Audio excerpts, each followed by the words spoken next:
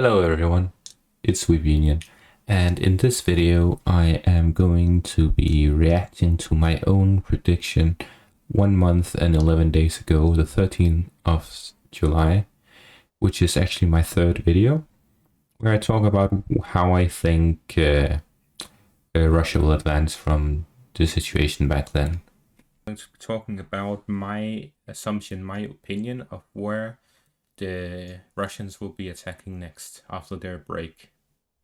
You see, so here I was looking at the map that is from the 13th of July, Defense Politics Asia's map, and he was actually the only comment on this video, so you could go check that out.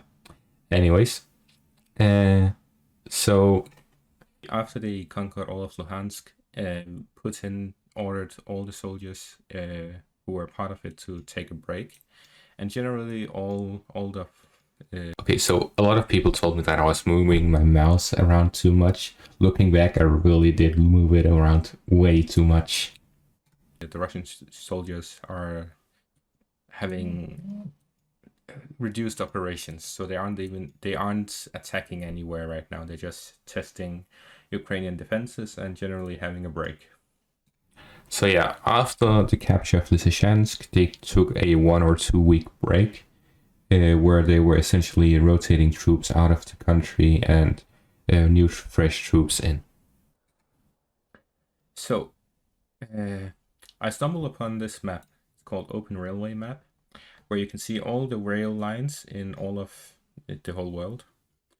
And if you zoom in on Ukraine and the Donbass region, you can see that DPA recently updated the map, where there was an announcement around. Okay, so basically there was an old announcement at that time where they reported that the railway between Mariupol and Volnovakha was repaired and they were using it again. So my theory was that they'd use this railway to connect the northern front around Izium with the southern front around the Donetsk region, and basically use it. For that, they'll need to conquer Siversk and Bakhmut, so my assumption was that was the next target. Moving on to specifics, where I talk about the actual movement. Russians are preparing an offensive around Siversk and Bakhmut. As I said in the older video, their option is definitely, the best option is definitely to take Soledar first. So this was a reference to my second video, where I reacted to History Legends video on 3 options of attacks in this new area, where he first mentions attacking Bakhmut, attacking Siversk, and attacking Soledar as 3 different options, where I mentioned that Soledar was the best option as capturing this would give. And my assumption is that the Russians will decide to attack Soledar and focus all their heaviest firepower on Soledar, while they will have troops going around this along this road here to the north to attack Siversk from the north, one from this road to directly attack it, and one from the south taking Ivano-Darivka and Vyemka before attacking from the south as well. Okay, so if we look at this from the updated map, we can see that yes, we're indeed seeing some fighting on the northern side, trying to take Serebryanka. They just took Kryvorivka a couple of days ago, which I uploaded based on War Mapper's map on Twitter, which is a pro-Ukrainian source, so I think it is accurate. So other than that, we see a direct attack from the Verkhnyo-Kamyanska area, and they're trying to fight from the south as well. However, since they were held back at this line, Ivano-Darivka and Vyemka line, they just pushed straight ahead and then pushed south. So I would say that was pretty accurate. This will allow them to cut Siversk off from supplies and free-side circle it, leaving them an option to escape, leaving the railway under Russian control. This was when I was just exposed to the idea of operational encirclement. They can move troops from the north of the riverbank to the other side of the riverbank, safely transporting a lot of troops, as they have a whole tank army in and about around Isium.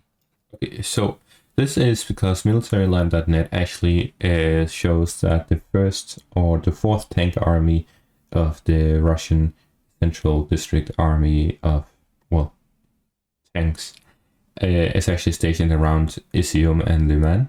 So they have a tank division centered in Liman, which is the first tank division. Anyways, that is situated around Liman, so I was assuming that they would probably do a river crossing. But looking back at it now, that was pretty stupid, because there's no way that Ukraine would allow them to do a river crossing across the Severodonetsk River. Tyngdedynen fra Scandinavian Rest. And now we are all looking at an ad. That way, it will be easier for them to just make a frontal assault on this Slaviansk Kramatorsk Bakhmut line. And at the same time, they will have taken Soledar, hopefully. That was one hell of an assumption, considering that they haven't taken it 1 month and 11 days later. By now, not hopefully, depending on which side you support. I'm just saying this as someone. Yeah, I'm inside the act of analyzing something, so I do make some slip-ups, like saying hopefully. Who is analyzing the situation and seeing the Russian advances, because also the reason I'm... And now let's go further to a part where I should talk about something useful. It's easier for them. Might even also be like around here.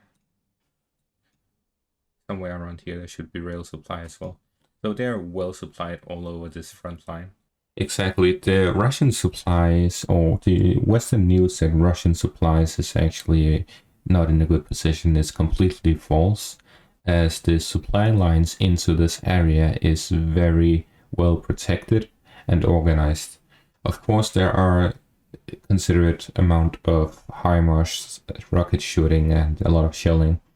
However, comparing that to how much Russia is doing on Ukraine is incomparable. Russia has about 10 times as much ammunition and also 10 times as much damage on Ukrainian ammunition. So it makes no sense to assume that Russia is undersupplied and Ukraine is doing really well on the supply front, because there's no evidence suggesting so. So they'll be attacking like from the east, from the south, and from the north. Again, I was also told that I moved the map around a lot. I hopefully have improved on that. Side encirclement, as they always do. That's the rule book this war. They will heavily bombard Bakhmut and make it difficult to defend. Then the soldiers will either defend the industrial areas, as they are basically immune to the bombardment, or they will pull back from the city. I'm leaning to... So, in this situation, this is before I properly understood the situation around the war. First of all, they wouldn't heavily bombard Bakhmut, as they are majorly Russian population citizens still left there, well, pro-Russian Ukrainian citizens. And at the same time, they don't want to make the situation bad for those who live there. Second of all, I talk about this operational encirclement, but it's really difficult in this situation. I hadn't looked at the topography back then, but this is a valley, meaning that as they're doing right now, we can see them pushing up towards the valley, trying to take the eastern part of the valley, and then they will be pushing from the south to cut off the road from the south, instead of going at it straight ahead, because then they would be crossing a valley, which is difficult for attackers to do. So most likely you'll see them trying to push from the north towards this road and from the south towards this road to cut it off, and completely encircling it. The three-way encirclement is usually the operational encirclement is for an area where the Ukrainians will readily give up, but they will definitely hold Bakhmut as long as the Ukrainian soldiers are still in this pocket here. Which means that most likely the Russians will choose to do a complete encirclement, as that way they will not be able to, or then they wouldn't waste the open road. towards them defending the industrial areas, as that's what basically, I think that's what Zelensky will order them to. Okay, so here we see that the Ukrainians or the Russians actually took these industrial areas, and the Ukrainians fell back towards the river and actually blew up the bridge. There are still some other bridges across from the north and south, which is why they haven't completely abandoned this eastern side of the river. However, this shows that they were in a panic once the Russians advanced on Bakhmut. They didn't expect them to come at them before taking all the other areas around it, just like they did at Lysychansk, where they went into Lysychansk in the end rather than at the beginning. So yeah, generally I would rate my video a 7 out of 10 for the predictions, as I did get some things right, but I also got some things wrong. But generally it was more on the right side. So thanks for watching and have a great day.